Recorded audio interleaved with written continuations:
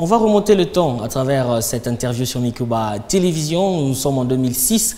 Aux échéances électorales, le gouvernement congolais se fait appuyer, se fait accompagner par une aide financière extérieure, normale pour certains, pas normale pour d'autres. Mais un peu plus tard, en 2018, le président en exercice de l'époque, Joseph Kabila Kabange, décide que la République démocratique du Congo organiserait ses élections sans aide, organiser ses élections avec ses propres fonds. Nous sommes en 2023, 5 ans après. Le souhait pour certains serait de rééditer l'exploit afin de voir justement le gouvernement congolais, encore le pays tout entier, organiser des élections d'une manière autonome, sans aide financière. La grande question, sommes-nous capables? Est-ce que la République démocratique du Congo aujourd'hui est à ce jour capable d'organiser des élections sans aide financière extérieure? C'est là donc le sujet de cet entretien, mesdames et messieurs. Bonjour et bienvenue dans l'invité du jour sur Mikuba Télévision. Très heureux de vous retrouver de nouveau. Et pour en parler sur ce plateau, nous recevons Monsieur Freddy Moutombe. Il est chef des travaux, mais également secrétaire général académique de l'Université du Sekomat ici, dans la ville de Kolodi, chef de la province de Lualaba. Monsieur chef des travaux Freddy, bonjour et bienvenue. Bonjour Monsieur Teddy. Un plaisir de vous revoir sur ce plateau. Le plaisir est partagé. Et comme je le disais avec vous, nous allons essayer de mélanger science et politique parce que vous êtes un scientifique, mais on va essayer de prendre votre analyse d'expert pour analyser bien sûr cette question qui est d'intérêt général, mais surtout d'actualité. Une question avant d'entrer dans le vif du sujet, si l'on essaie un peu de parler avec vous, Monsieur Freddy, parce qu'on se dit aujourd'hui, pour avoir des élections, organiser des élections, l'argent doit venir de quelque part. Et l'argent doit se faire, bien sûr, des recettes du pays.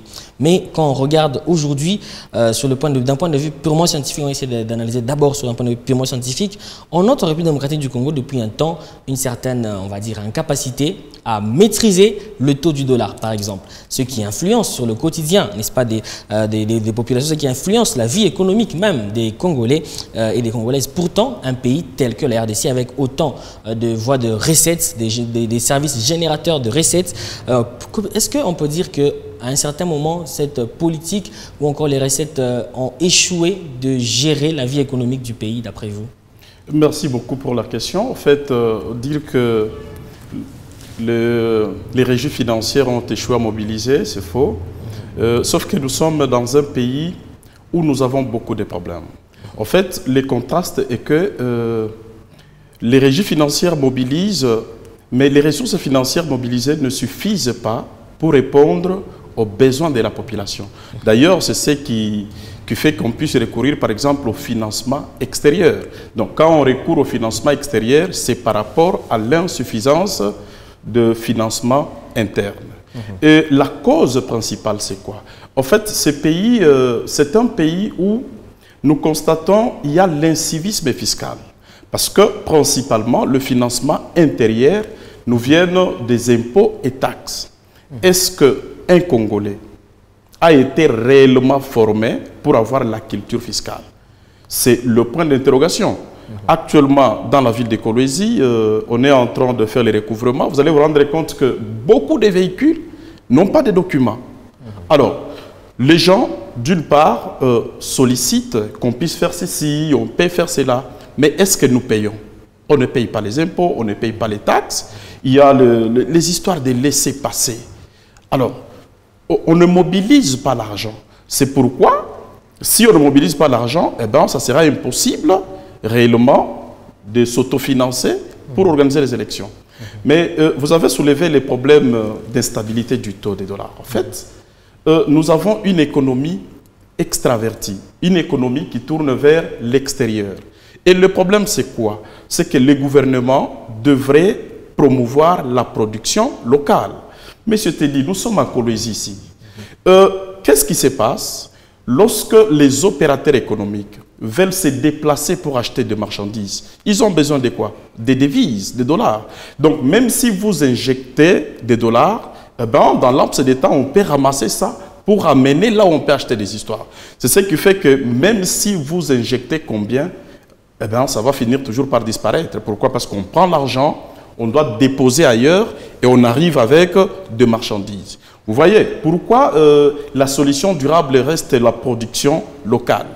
Nous sommes ici, quelqu'un veut aller acheter par exemple le manioc à Muchacha. Il a besoin de devises? Même pas. Tu peux aller là avec les dollars, on dit non, ici on ne prend pas les dollars. Mais très souvent, les gens qui ont besoin des dollars, ce sont des gens qui quittent le pays pour aller chercher des marchandises en dehors. Et quand ils partent là, eh bien, ils ont besoin des dollars. Ils trouvent où les dollars?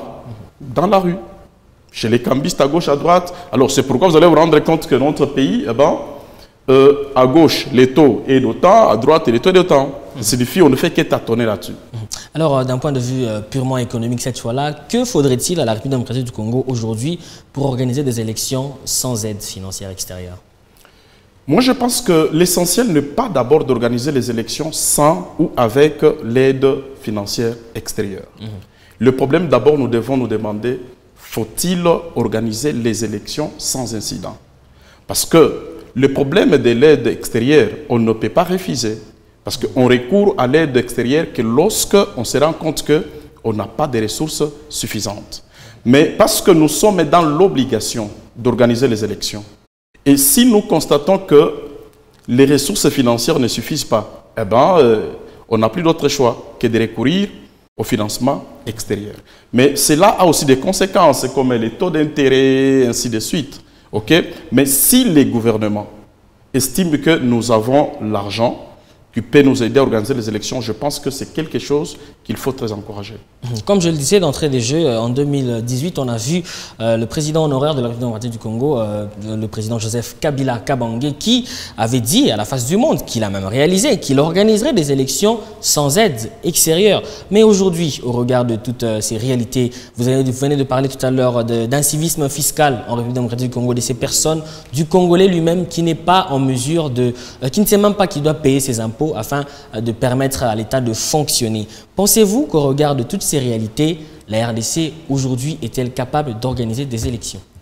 En fait, comparer la situation actuelle et la situation de 2018, sur le plan économique, sur le plan sécuritaire, sur le plan social, il y a toujours une différence.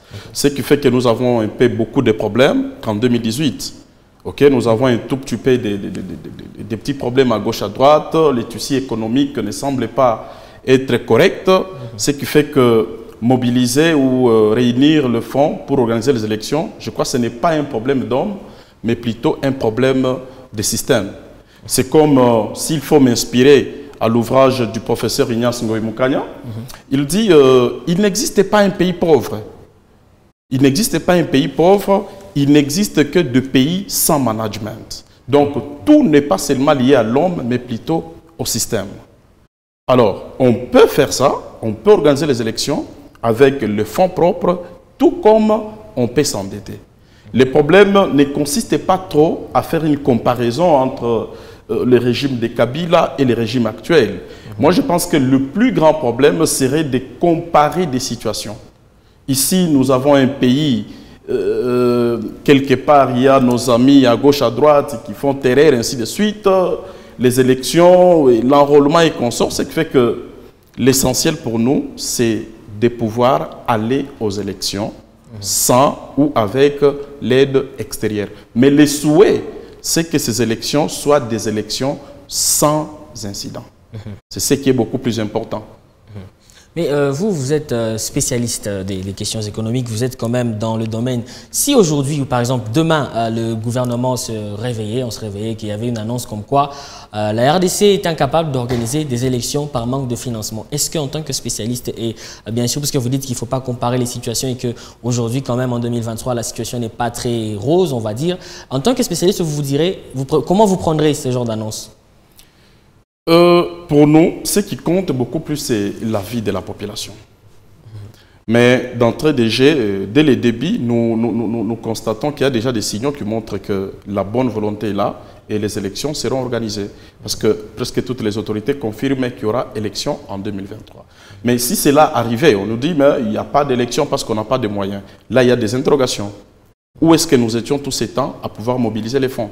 Parce qu'en réalité, on ne peut pas commencer à préparer les élections seulement l'année électorale. Quand nous sommes en 2020, par exemple, et on s'est dit 2023, il y a élection, qu'est-ce qu'il faut faire?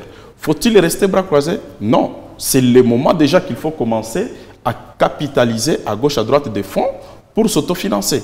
Mais au cas où on estime qu'on n'a pas assez d'argent et qu'il n'y aura pas élection, ce qui compte beaucoup plus, c'est d'abord la paix. Ce qui compte beaucoup plus, c'est qu'on puisse vivre calmement. Mais est-ce que les politiciens, surtout l'opposition et consorts, on peut accepter ça? Point d'interrogation.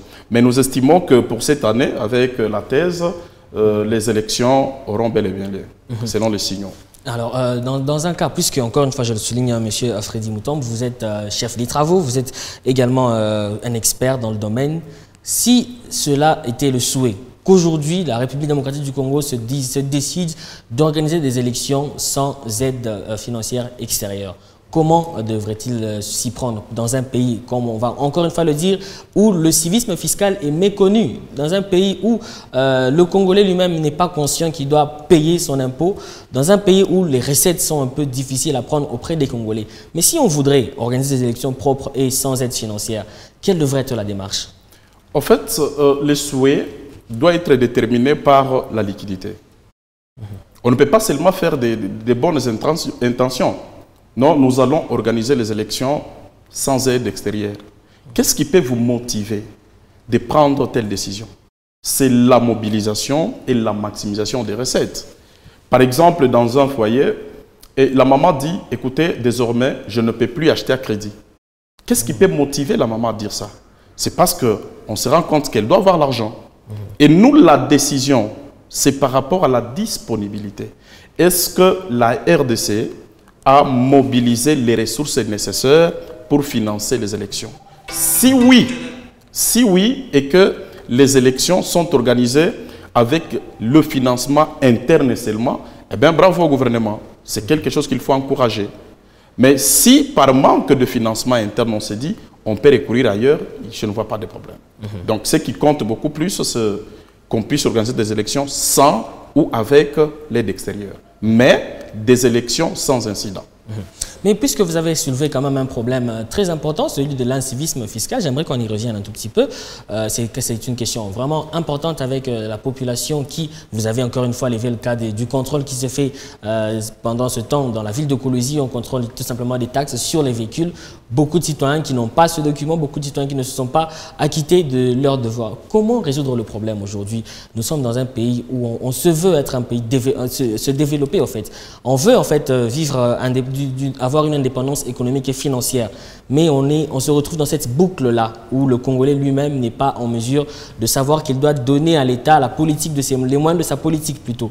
Comment alors résoudre ce problème d'après vous? On doit d'abord commencer par l'éducation fiscale. Il faut dire à la population que toutes les œuvres que le gouvernement est en train de réaliser, c'est l'apanage de paiement des taxes et des impôts. On ne peut pas vouloir une chose et son contraire. On doit asphalter la route. C'est vous qui avez les véhicules. Mais lorsque vous ne voulez pas payer l'impôt sur les véhicules, où est-ce qu'on peut trouver l'argent?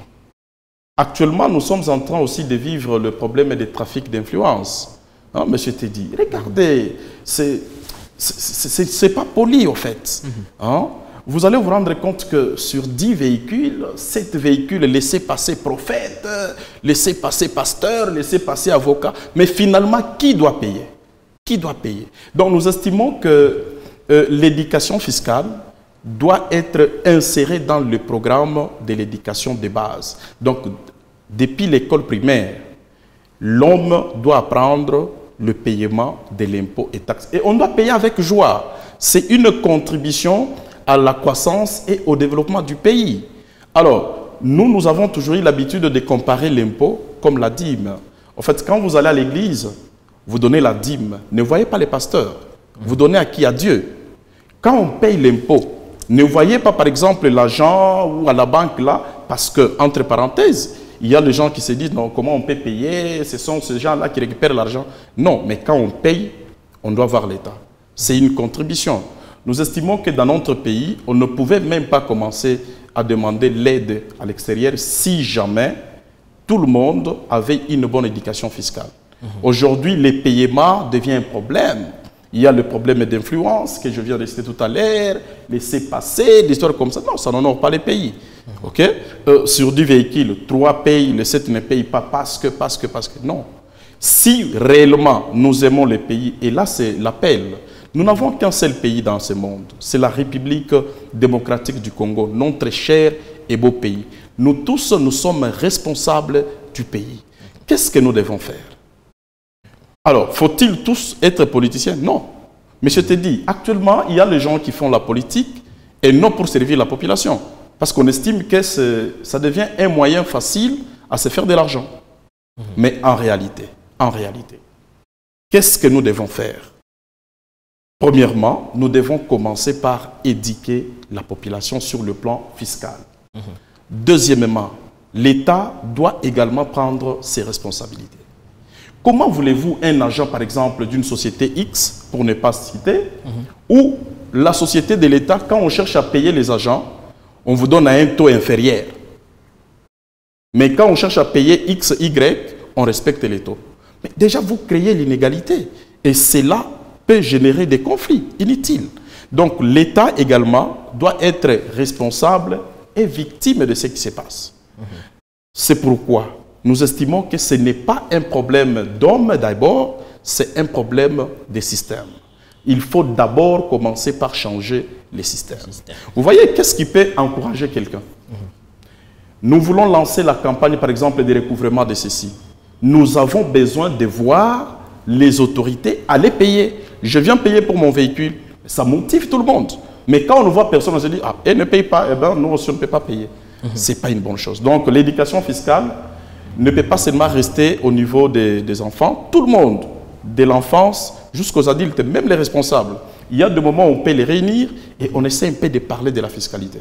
C'est justement où je voulais en venir, monsieur le chef des travaux. Vous êtes encadreur, vous êtes enseignant, on va dire, chef des travaux et surtout secrétaire général académique à l'université du CEPROMAD. Ça veut dire que vous formez la jeunesse à travers l'espace et sciences économiques.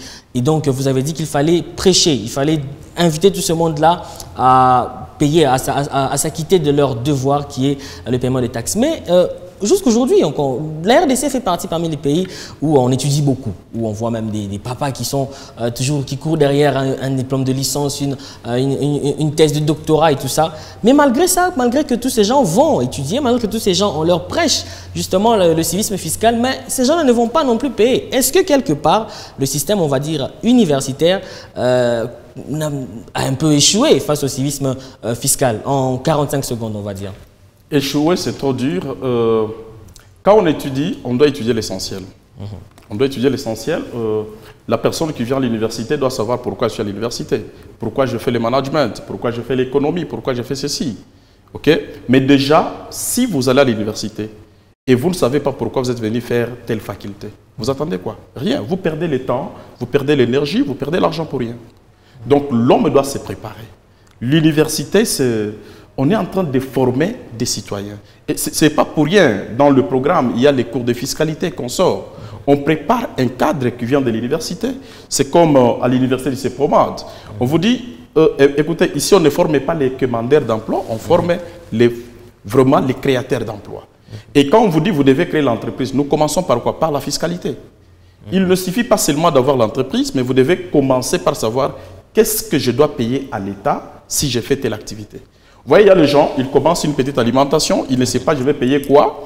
Et après, bon, il est poussé à fermer. Pourquoi? Parce que dans sa tête, on lui a parlé, il faut faire ça, et non payer les impôts et taxes. Voilà, monsieur Freddy Mouton, je le rappelle, vous êtes chef des travaux et secrétaire général académique à l'université du CEPROMAD, ici en République démocratique du Congo. Sur ce plateau, vous avez été notre expert en économie et fiscalité. Merci à vous d'être passé. À moi de vous remercier.